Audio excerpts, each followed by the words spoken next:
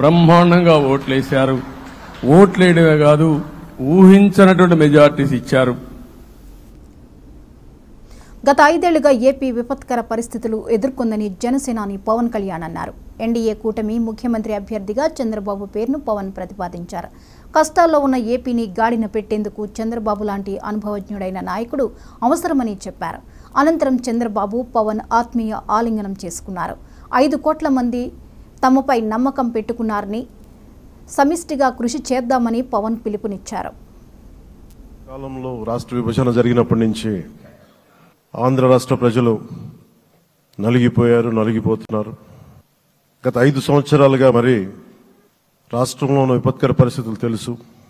మనందరం సమిష్టిగా పోరాటం చేసి కలిసికట్టుగా ఉండి అద్భుతమైన మెజారిటీలతోటి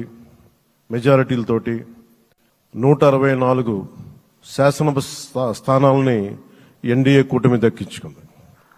అద్భుతమైన విజయం. 21 పార్లమెంట్ సభ్యుల్ని మన సెంట్రల్ హాల్లో కూడా మాట్లాడుతూ ఉంటే అందరికీ ఆంధ్రప్రదేశ్ విజయం, తెలుగుదేశం, జనసేన, భారతీయ జనతా పార్టీతో కూడిన ఎన్డీఏ కూటమి విజయం దేశం మొత్తం చాలా ఒక స్ఫూర్తినిచ్చింది.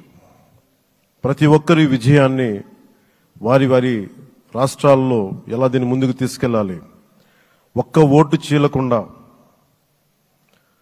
అలయన్స్ అంటే ఎలా ఉండాలి అనేది మన ఆంధ్ర ప్రాంత ప్రజలు, మన ఆంధ్ర రాష్ట్ర ప్రజలు మనందరం కలిసి కట్టుగా చూపించాం.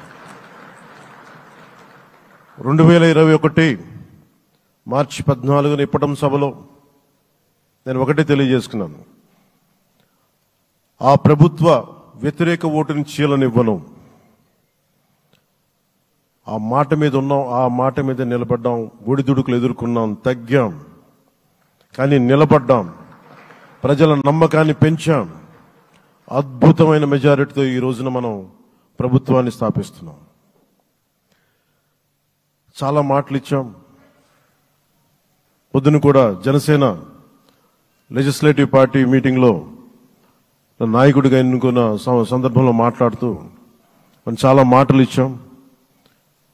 ఇది కక్ష సాధింపులకి సమయం కాదు, ఇది వ్యక్తిగత దూషణలకి సమయం కాదు. ఇది 5 కోట్ల మంది పైగా ప్రజలు మన మీద నమ్మకాన్ని పెట్టుకున్నారు. మన మీద మనందరం ఉమ్మడిగా, మనందరం సమిష్టిగా ఆంధ్రప్రదేశ్ ప్రజలు ఏ అభివృద్ధి అయితే కోరుకుంటున్నారో మనందరం సమిష్టిగా దీన్ని ముందుకు తీసుకెళ్లాలి, అభివృద్ధి పథంలో నడిపించాలి.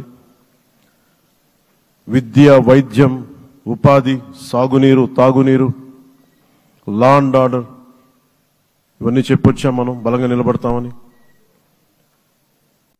అలాగే మేనిఫెస్టోలో, ఉమ్మడి మేనిఫెస్టోలో చాలా మాటలు ఇచ్చాం. వాటన్నిటినీ బాధ్యతగా ముందుకు తీసుకెళ్లాల్సిన అవసరం ఉంది. ఇలాంటి ఛాలెంజింగ్ టైమ్స్లో ఒక సుదీర్ఘమైన అనుభవం ఉన్న నాయకులు కావాలి. 4 దశాబ్దాల అనుభవం, అభివృద్ధి మీద అపారమైన అవగాహన, పెట్టుబడులను తెచ్చే సమర్థత, ప్రతిభ. విదేశాల్లో ఉండే నాయకుల్ని, మలేషియా దగ్గర నుంచి, సింగపూర్ దగ్గర నుంచి, యూరోప్ దగ్గర, అమెరికా నుంచి, ఆ దేశాల అధ్యక్షుల్ని తెలుగు రాష్ట్రాల వైపు దృష్టి మళ్లించేంత శక్తి, సమర్థత ఉన్న శ్రీ నారా చంద్రబాబు నాయుడు గారికి ఆయన నాయకత్వం చాలా అవసరం. ఆయన అనుభవం చాలా అవసరం. అలాంటి అపారమైన అనుభవం ఉన్న వ్యక్తిని, అనుభవం ఒకటే కాదు, ధైర్యశాలి. ఈ రోజుకి నాకు ఒకటే గుర్తుంటుంది. మన తాడేపల్లిగూడెం సభలో చెప్పాను. చాలా క్లేమోర్ మైన్స్ పేలిపోతే, జీప్ ఎగిరిపోయి కింద పడితే చొక్కా దులుపుకొని ఆయన మళ్లీ వచ్చి రాజకీయం చేసిన వ్యక్తి. ఈ రోజున సైబరాబాద్ ఉంది అంటే అది శ్రీ చంద్రబాబు నాయుడు గారి దార్శనికత. అలాంటి వ్యక్తి, ఆయన అనుభవం ఈ రోజున 2024 ఆంధ్రప్రదేశ్కి ఎన్డీఏ కూటమి తరపు నుంచి ముఖ్యమంత్రి అభ్యర్థిగా శ్రీ నారా చంద్రబాబు నాయుడు గారి పేరుని జనసేన పార్టీ పక్షాన నుంచి మేము బలపరుస్తున్నాం.